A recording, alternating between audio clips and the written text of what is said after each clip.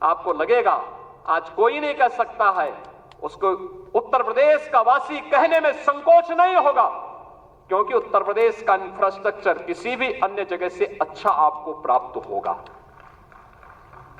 मुझे याद है जब मैं बुंदेलखंड गया था पहली बार मुख्यमंत्री बनने के बाद, मेरे साथ आज के जल शक्ति मंत्री श्री स्वतंत्र देव सिंह जी थे।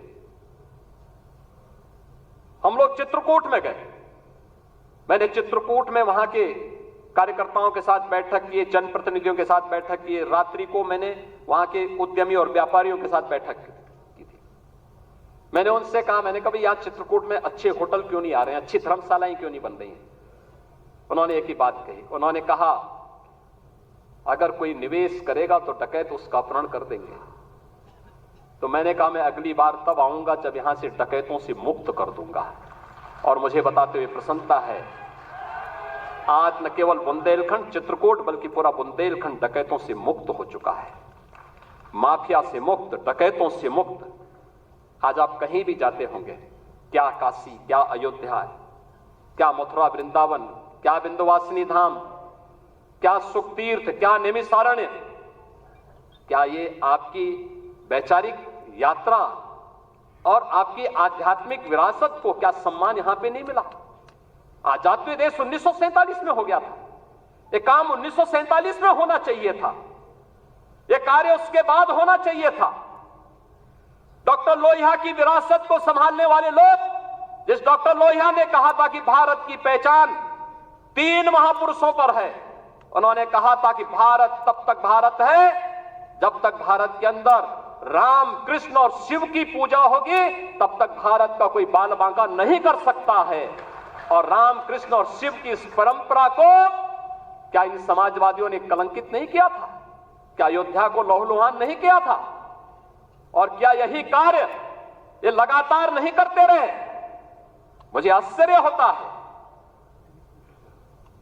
राजूपाल की हत्या होती है प्रयागराज में, क्या राजूपाल पिछड़ी जाति के नहीं थे? उमेश पाल की हत्या होती है, क्या उमेश पाल पिछड़ी जाति के नहीं थे?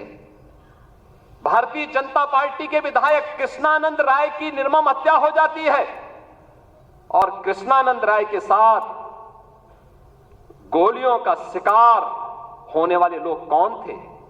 एक रमेश पटेल थे, एक रमेश यादव थे, कोई अन्य पिछड़ी जाति का था। क्या इनको पिछड़ी जाति में नहीं मानते लोग? क्या क्यों नहीं इनके बारे में आवाज उठी? ये आवाज को तभी बल क्यों मिला जब भारतीय जनता पार्टी की सरकार हुई। और आज आप देखते होंगे इन माफियाओं के लिए फातिया पड़ने वाले लोग किस प्रकार से चिल्ला चिल्ला करके फिर से चुनौती देने की स्थिति में आए हैं। और इसीलिए तो हम कह रहे हैं कि मोदी जी ने जो कहा था वो करके दिखाया है। सबका साथ और सबका विकास, लोक कल्याणकारी योजनाओं की किसी भी योजना में आप देख सकते हैं, क्या राशन की योजना, क्या मकान की योजना, क्या हर घर शौचालय की योजना, चाहे हर घर नल की योजना, चाहे आयुष्मान कार्ड या किसी भी अन्य योजना में, उज्ज्वला योजना की हो योजना हो, कोई भी योजना हो, क्या किसी के साथ कोई भेदभाव हुआ? जाति, मत, मजहब के आधार पर, चेहरा देख करके किसी के साथ भी कोई भेदभाव नहीं। ये सारी योजनाएं बिना भेदभाव के हर तबके को दी गई। और हमें आश्चर्य होता है, समाजवादी पार्टी की सरकार के समय कन्नौज के मेडिकल कॉलेज की चर्चा हुई। कन्नौज के मेडिकल कॉलेज का नामकरण बाबा साहब डॉक्टर भीमराव अंबेडकर जी के नाम पे था। समाजवादी पार्टी के तत्कालीन मुख्यमंत्री ने नाम बदल दिया। और इस बार जब मैं वहां गया था, हमारे वहां मंत्री श्री असीम और उन्होंने मेरे सामने इस बात को रखा। हमने उसी दिन कहा कि नहीं, ये बाबा साहब भीमराव अंबेडकर के नाम पर ही मेडिकल कॉलेज फिर से जाना जाएगा। और हम लोगों ने इस मेडिकल कॉलेज का नामकरण उसी समय वहां किया था। लखनऊ का भाषा विश्वविद्यालय, क्या ये मान्यवर कांशीराम जी के नाम पे नहीं था? क्यों चेंज कर दिया गया? ये सब समाजवादी पार्टी की सरकार में होता। दलित चिंतकों और महापुरुषों और सामाजिक परिवर्तन के वाहक उन महापुरुषों को क्या समाजवादी पार्टी ने अपमानित नहीं किया था? वो लगातार अपमानित करते थे। ये तो संविधान की अवहेलना करते थे। इन्होंने तो धर्म के आधार पर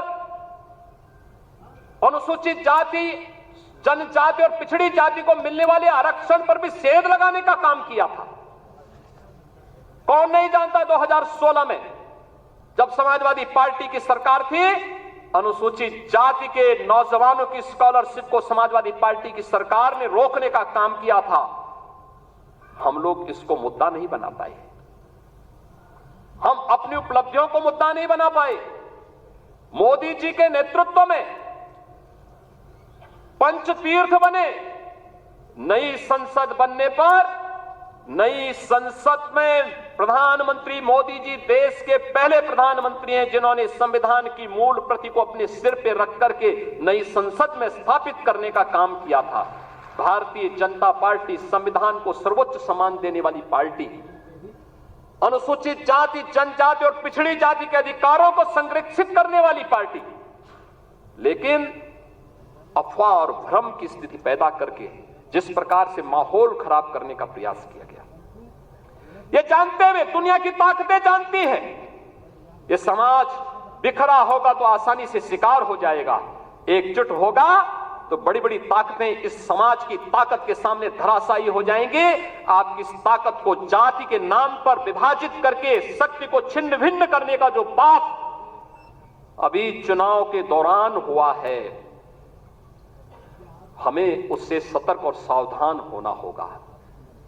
और वहीं से मैं कहने के लिए आया हूं, सोशल मीडिया प्लेटफॉर्म, आखिर आपके पास, सबके पास स्मार्टफोन है, सब लोग स्मार्टफोन पर अपने अपने ग्रुप के साथ काम भी करते हैं, एक दूसरे को मैसेज भी भेजते हैं, एक दूसरे की को शुभेच्छा भी देते हैं। लेकिन क्या कारण था कि जो षड्यंत्र हो रहे थे, जिस षड्यंत्र की आशंका दिखाई दे रही थी, उस षड्यंत्र को करने में वे विदेशी ताकतें और विरोधी सभी सफल हो गए। क्या कारण था? हम लोगों को इसके बारे में जागरूक होना पड़ेगा। आप एक राष्ट्रवादी मिशन के मजबूत स्तंभ हैं और उस राष्ट्रवादी मिशन के साथ जुड़े होने के नाते जहां भारतीय जनता पार्टी कहती है नेशन फर्स्ट, देश पहले है, दल बाद में है और मेरा स्वयं का हित सबसे बाद में है, उस भारतीय जनता पार्टी के कार्यकर्ता को क्या ये नहीं देखना चाहिए कि सोशल मीडिया में क्या कुछ चल रहा है, और उस अभियान के साथ जुड़ना, उसको देखना, उसका खंडन करना, और फिर पंचतीर्थ के फोटो, दलित महापुरुषों के और चिंतकों के बारे में भारतीय जनता पार्टी की उपलब्धियां, गरीब कल्याणकारी योजनाएं, इन सब को भी